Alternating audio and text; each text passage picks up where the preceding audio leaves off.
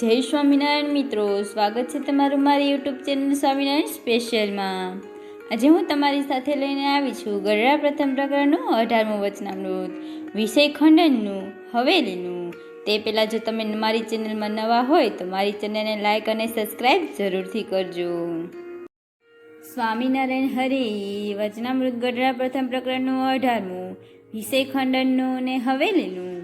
સંવત 1876 માગસર વધી છઠને દિવસ રાત્રિ પાછલી પોર બાકી હતી ત્યારે શ્રીજી મહારાજ શ્રી ગઢડા મધ્ય દાદા ખાચરના દરબારમાં આથમ ઓરડાની ઓસરીએ ફળિયામાં ઢોલિયા ઉપર બિરાજમાન હતા ને સર્વ શ્વેત વસ્ત્ર ધારણ કર્યા હતા। પછી પરમહંસ તથા સત્સંગીને તેડાવ્યા અને ઘણી વાર તો પોતે વિચારી રહ્યા અને પછી બોલ્યા જે એક વાત કહું તે સાંભળો। એમ કહીને શ્રીજી મહારાજ બોલ્યા છે, મારા મનમાં તો એમ થાય છે જે વાત ન કહું, પણ તમે અમારા છો માટે જાણીએ છીએ જે એ કહીએ છીએ જ, અને આ વાત છે તેને સમજીને તે જે પ્રમાણે વર્તે તે જ મુક્ત થાય છે। અને તે વિના તો 4 વેદ, 7 શાસ્ત્ર, 18 પુરાણ અને ભારત આદાયક મહા ઇતિહાસ તેને ભણાવ્ય કરીને તથા તેના અર્થને જાણે કરીને અથવા તેને શ્રવણ કરીને પણ મુક્ત થાય નહીં। તે વાત કહીએ તે સાંભળો જે બહાર તો ગમે એટલી ઉપાધિ હોય પણ તેનો જો મનમાં સંકલ્પ ના હોય તો તેનો અમારે ખરખરો નહીં કરે, અને અંતરમાં તો જો રંચ જેટલા પદાર્થનો ઘાટ થાય તો તેનો ત્યાગ કરીએ ને નિરંતર થાય એવો અમારો સ્વભાવ છે। માટે અમે હૃદયમાં વિચાર કર્યો છે જે ભગવાનના ભક્તના હૃદયમાં વિક્ષેપ થાય છે તેનું કારણ તે શું છે જે પછી મન, બુદ્ધિ, ચિત્ત, અહંકાર સામું જોયું ત્યારે તો એ અંતઃકરણ પણ ઉદ્વેગ કારણ નથી। અંતઃકરણમાં તો ભગવાનના સ્વરૂપનું નિશ્ચય બળ અથવા આત્માનું બળ તેને યોગ્ય કરીને અંતઃકરણને ગાફલતા રહે છે જે ભગવાન મળ્યા છે તે હવે કાંઈ રહ્યું નથી એવું ગાફલપણું રહે છે, એટલો જ અંતઃકરણનો વાંક છે। અને ઝાઝો વાંક તો પંચ જ્ઞાનેન્દ્રિયોનો છે, તેથી વિકતિ કહીએ છીએ જે એ જીવ છે જે નાના પ્રકારના ભોજન જમે છે તે ભોજન પ્રત્યે જુદા જુદા સ્વાદ છે અને જુદા જુદા ગુણ છે। તે ભોજનને જ્યારે જમે છે ત્યારે તે ગુણ અંતઃકરણમાં તથા શરીરમાં પ્રવર્તે છે, અને જો લીલાગર ભાંગ્ય પીએ અને તે પ્રભુનો ભક્ત હોય તો પણ લીલાગર ભાંગને કેફે કરીને વર્તમાનની ખબર રહે નહીં અને પ્રભુના ભજનની પણ ખબર રહે નહીં। તેમ અનંત પ્રકારના જે આહાર તેના ગુણ પણ લીલાગર ભાંગના પેઠે જ અનંત પ્રકારના છે, તેનો ગણતા પાર આવે નહીં। તેમજ એ જીવ સ્રોત દ્વારે અનંત પ્રકારના શબ્દને સાંભળે છે તે શબ્દના પણ અનંત પ્રકારના ગુણ જુદા જુદા છે। તે જેવો શબ્દ સાંભળે છે તેવો જ અંતઃકરણમાં ગુણ પ્રવર્તે છે। જેમ કોઈ હત્યારો જીવ હોય અથવા કોઈ પુરુષ વ્યભિચારી હોય અથવા કોઈ સ્ત્રી વ્યભિચારી હોય અથવા લોક અને વેદની મર્યાદાને લોપીને વર્તતો એવો કોઈ ભ્રષ્ટ જીવ હોય તેમની જે વાર્તા સાંભળવી તે તો જેવી લીલાગર ભાંગ પીએ અથવા દારૂ પીએ એવી છે। માટે તે વાતના સાંભળનારાના અંતઃકરણને ભ્રષ્ટ કરી નાખે છે અને ભગવાનનું ભજન, સ્મરણ તથા વર્તમાન તેની વિસ્મૃતિ કરાવી નાખે છે। તેમજ ત્વચાના સ્પર્શને પણ અનંત પ્રકાર છે અને તેના ગુણ પણ જુદા જુદા અનંત પ્રકારના છે। તેમાં પાપી જીવનો જે સ્પર્શ તે તો ભાંગ દારૂ જેવો છે, માટે તે સ્પર્શનો કરનારો હરિભક્ત હોય તેની પણ સુદબુદ્ધને ભૂલાડી દે છે। તેમજ રૂપ પણ અનંત પ્રકારના છે અને તેના ગુણ પણ અનંત પ્રકારના છે।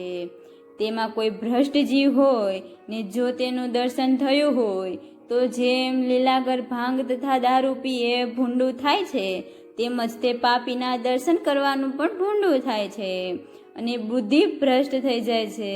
તેમજ ગંધ પણ અનંત પ્રકારના છે અને તેના ગુણ પણ અનંત પ્રકારના છે.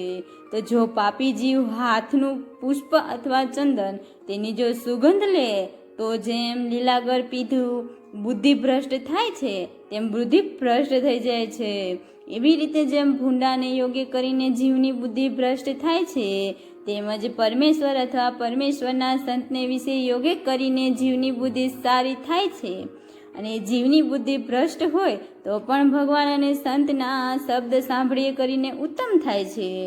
તેમજ એમને સ્પર્શ કરીને પણ મતિ ઉત્તમ થાય છે. અને વર્તમાનની આડે કરીને મોટા સંતનો સ્પર્શ ન થાય તો તેના ચરણની રજ લઈને માથે ચડાવે છે, તેને કરીને પણ પવિત્ર થાય.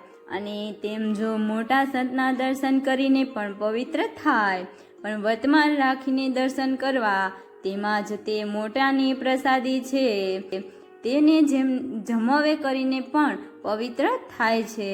તેમજ વર્ણાશ્રમની મર્યાદા પરમેશ્વરે બાંધી છે, તે મર્યાદાને રાખીને પ્રસાદી લેવી.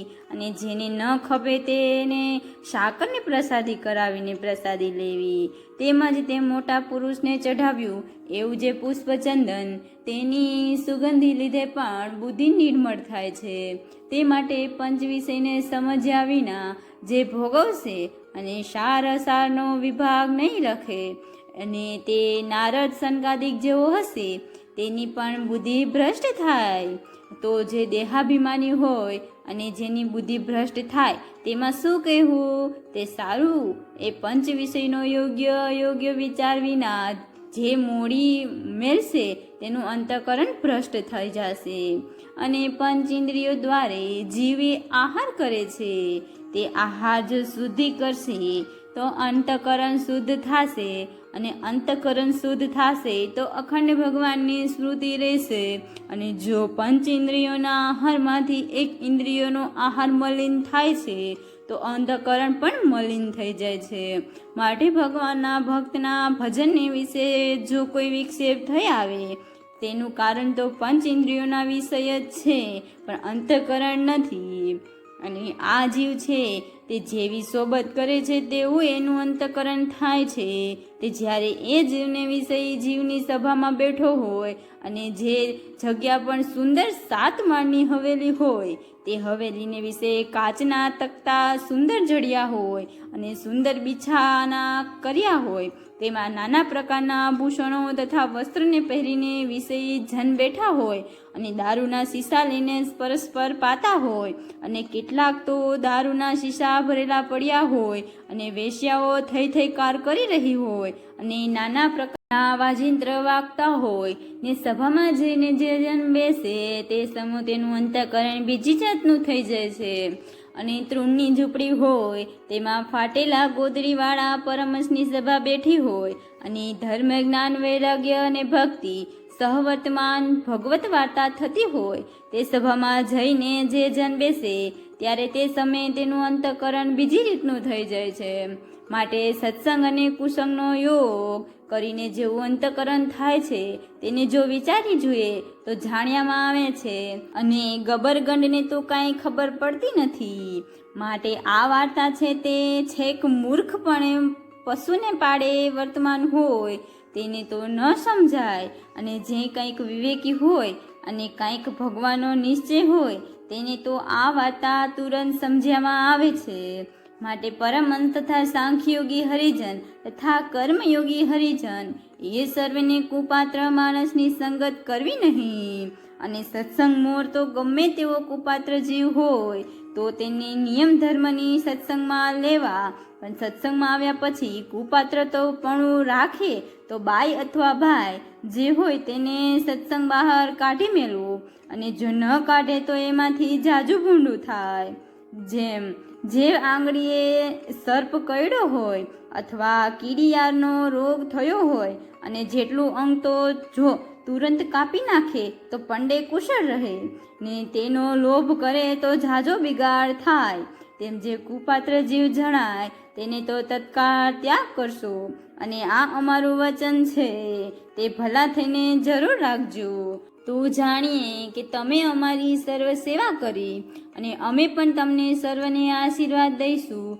અને અમે તમો પર ઘણા પ્રસન્ન થઈશું. કાજે તમે અમારો દાખલો સુફળ કર્યો, અને ભગવાનનું ધામ છે ત્યાં આપણા સર્વ ભેળા રહીશું. અને જો એમ નહીં રહેતો હોય તો તમારે અને અમારે ઘણું છેટું થઈ જશે, અને ભૂતનું કે બ્રહ્માક્ષરનું દેહ આવશે અને હેરાન થાશો. અને જે કાંઈ ભગવાનની ભક્તિ કરી હશે તેનું ફળ તો રઝળતા કોઈક પ્રકારે પ્રગટ થશે. ત્યારે પણ અમે વાત કરી છે જે તે પ્રમાણે રહેશો, ત્યાર પછી મુક્ત થઈને ભગવાનના ધામમાં જશો. અને જો કોઈ અમારો વાદ લેશો તો તેનું તો જરૂર ભૂંડું થશે. કાજે અમારા હૃદયમાં તો નારાયણ પ્રગટ બિરાજે છે, અને હું તો અનાદિ મુક્ત છું, પણ કોઈને ઉદ્દેશી કરીને મુક્ત નથી થયો. અને મન ને બુદ્ધિ, ચિત્ત અને અહંકાર તેમને તો હું પકડી લઉં છું, જેમ સિંહ બકરાને પકડે છે તેની પેઠે. એ અંતઃકરણને હું પકડું છું, અને બીજા તો એ અંતઃકરણને દેખ્યામાં પણ આવતા નથી. માટે અમારો વાદ લઈને જાણે જે ઉપાધિમાં રહીને શુદ્ધપણે રહીશું તે તો નારદ સંકાદિક જેવો હોય તેથી પણ રહેવાય નહીં, તો બીજાથી તો શી વાર્તા કરવી. અને અનંત મુક્ત થઈ ગયા અને અનંત થશે. તેમાં ઉપાધિમાં રહીને નિર્લેપ રહે એવો કોઈ થયો નથી ને થાશે પણ નહીં. અને હમણાં પણ કોઈએ નથી, અને કોટી કલ્પ સુધી સાધન કરીને પણ એવો કોઈ થવાને સમર્થ નથી. માટે અમે કહ્યું છે તે પ્રમાણે રહેશો તો રૂડું થશે. અને અમે જે કંઈ હેત કરીને બોલાવીએ છીએ તે તો તેના જીવના રૂડા સારું બોલાવીએ છીએ, અથવા કોઈને હેત કરીને સામું જોઈએ છીએ તે સારા ભોજન કરાવીએ છીએ, તેને જમાડીએ છીએ, અથવા કોઈ ઢોલિયો બિછાવી દે છે તે ઉપર બેસીએ છીએ, અથવા કોઈ વસ્ત્ર આભૂષણ તથા પુષ્પહાર ઇત્યાદિ જે પદાર્થ લેવા છે તે અંગીકાર કરીએ છીએ. તે તો તેના જીવના રૂડા સારું કરીએ છીએ, પણ અમારા સુખને વાસ્તે કરતા નથી. અને જો અમારા સુખને વાસ્તે કરતા હોઈએ તો અમને આ શ્રીરામ સ્વામીના સમ છે. માટે એવું વિચારીને કોઈ અમારો વાદ કરશો માં. અને પંચ ઇન્દ્રિયોમાં આહાર છે તેને અતિશય શુદ્ધપણે કરીને રાખજો, એ વચન અમારું જરૂર માનજો. અને આ વાત તો સર્વને સમજાય એવી સુગમ છે, માટે સર્વના સમજ્યામાં તુરંત આવી જશે. તે સારું સત્સંગમાં અતિશય પ્રવર્તાવજો, તેમાં અમારો ઘણો રાજીપો છે. એમ વાર્તા કરીને જય સચ્ચિદાનંદ કહીને શ્રીજી મહારાજ પોતાના ઉતારામાં પધાર્યા હવા. ઇતિ વચનામૃત. એવી રીતે ગઢડા પ્રથમ પ્રકરણનું 18મું જે તે થયું. હવે આપણે આવતા વિડીયોમાં મળીશું. ત્યાં સુધી બધાને જય સ્વામિનારાયણ.